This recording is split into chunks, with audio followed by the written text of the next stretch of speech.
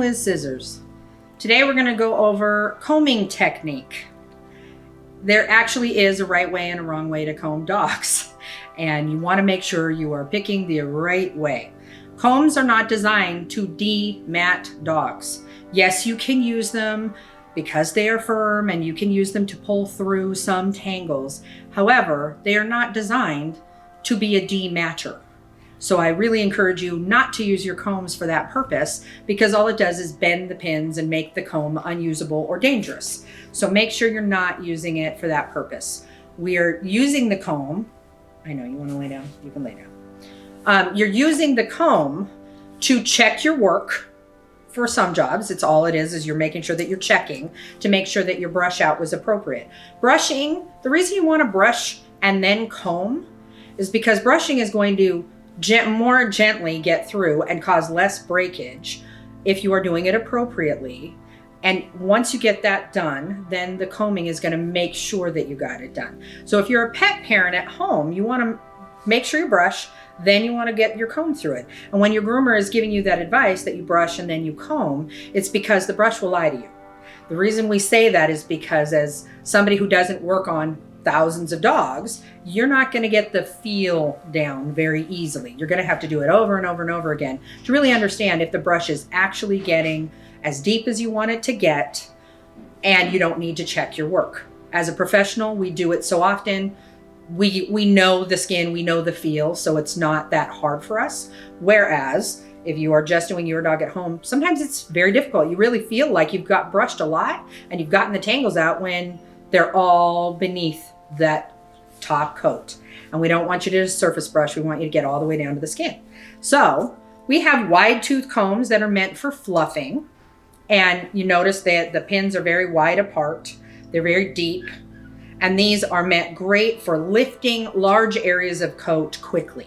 So if you are working on a golden doodle and you just want to lift the coat on the leg and check maybe your attachment comb work, you're going to lift it quickly and you're going to be able to see in a very efficient manner whether or not there's anything left for you to fix.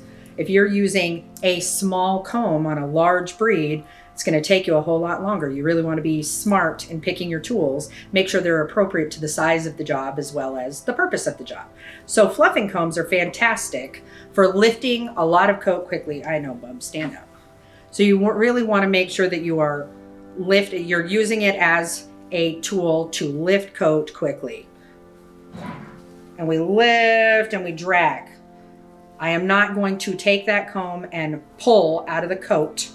I don't want to do that. I am now ripping and breaking hair. I do not want to do that. If I have brushed my dog out appropriately, there's no tangles. So this is going to smoothly go through that coat and lift appropriately. Then I can look and see what I need to fix. These are fantastic for making sure that the actual haircut is in place, that you've already got your lines done and you're even. Those are great for that. If you move down to a fine tooth comb too fast, you're going to find that the finish combs are very fragile and you can bend the pins very, very easily. So you really don't want to go in with these until you have gone in with your workhorses, which the pins are much thicker and they are much sturdier. So these combs are great for getting into that coat, double checking, making sure it's all good. Then you would go in with your finish comb, which is going to separate and volumize even more. As you can see, it just grabs and grabs and grabs. But you don't want to come at your dog, I know, Bubby, this way. We don't want to come into the coat combing this direction. We want to angle the comb so that we are not poking the skin of the dog. We want to make sure that we're being as gentle as possible. So do not come at it from a straight up and down position. You want to slightly angle it like a 45, and then you're just going to guide it through. When you have finished all of that and you want to go into your scissor work, that's when your combing technique changes and you're going to go into lifting the coat. When you are lifting the coat, again, you really don't want to be taking sections and going like this and ripping away from the coat. You want to go smooth and methodical lift. Give the dog a nice little natural shake, because you don't want to scissor when the coat is at an unnatural angle to too much of a degree, or you'll take it shorter than you really want to. So make sure you give it a natural shake. Now you can see what you need to work on. If you are ripping the coat away, every time you come into the coat and you leave the coat, it's going to push down some hair and lift some hair. So it's really important to make sure that you are taking long, smooth actions, you're at an angle, and you are not lifting and pulling away from the coat. When you lift, you just slowly drag up, shake it out a little bit. Now you can see what you need to do. So make sure, again, the angle is appropriate. You want to make sure you have a 45-degree angle and you are being careful. These pins can hurt them and we want to be careful. And use the appropriate comb to the job. But make sure you are lifting, shaking, and then you can scissor, and make sure you are not using these to demat dogs.